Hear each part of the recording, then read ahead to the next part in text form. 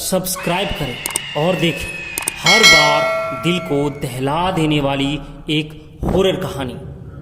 Bell icon press करना ना भूलें। यूपी का एक छोटा सा गांव है बिलासपुर। इसी बिलासपुर में एक भैरव बाबा का बहुत ही पुराना मंदिर है। आसपास के गांव वाले इस मंदिर में भूत प्रेत पिशाच से मुक्ति पाने के लिए आते हैं, छुटकारा पाने के लिए आते हैं। ये कहानी आज से तकरीबन 40-45 वर्ष पुरानी है। मंदिर के पास ही सुरेश एक छोटा सा चाय का दुकान था। सुरेश का एक छोटा लड़का मदन अय्यास आवारा था। बेचारा सुरेश पूरा दिन मेहनत करता, पैसे कमाता और मदन उस पैसों को जुए और शराब की लत में उड़ा दिया करता था। इससे सुरेश काफी परेशान था। लेकिन अचानक एक दिन सुरेश की तबीयत खराब हुई और मदन को दुकान पर बैठना पड़ा। मदन दुकान पर बैठना नहीं चाहता था।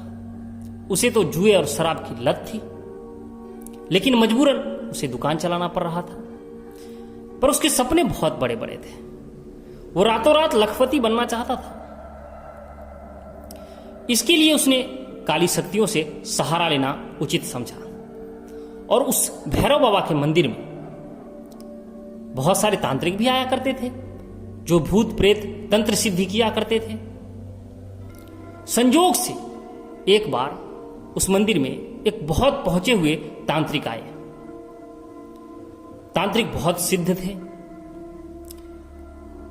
वो मदन की दुकान पर चाय पीने के लिए पहुंच गए।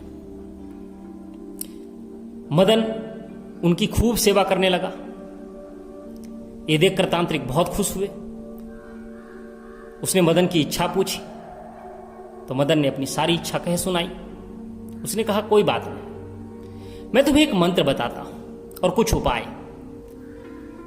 अमावस्या के दिन आधी रात्रि में तुम शमशान में जाना। 4 पीले नींबू अपने साथ रखना, 1 लोटा पानी रखना, एक गोल घेरा बनाना और चारों तरफ 1-1 नींबू रख देना। मंत्र का जाप करना।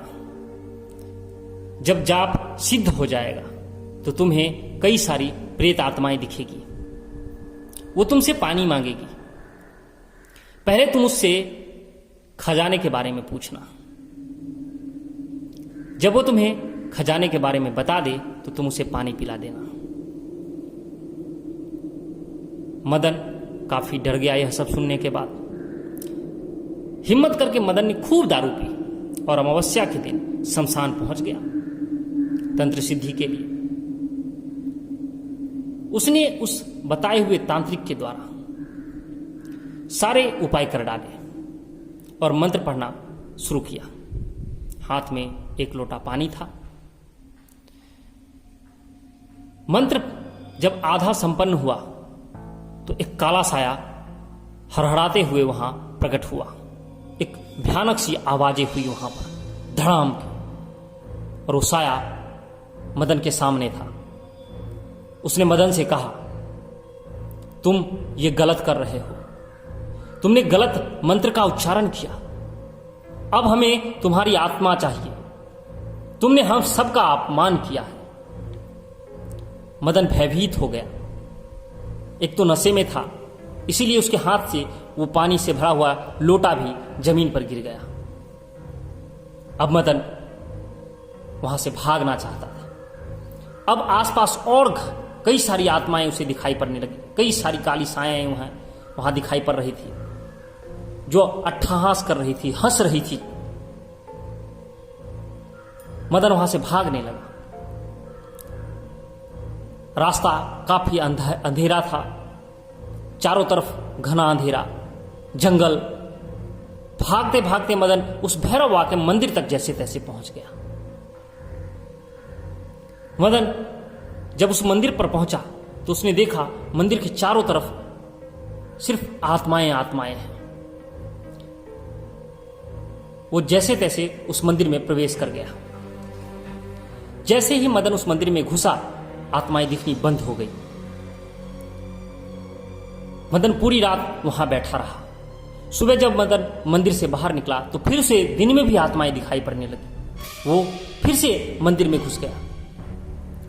वहां कई सारे तांत्रिक तंत्र सिद्धि कर रहे थे। मदन उसके पास गया, उसने सारी घटनाएं बताई।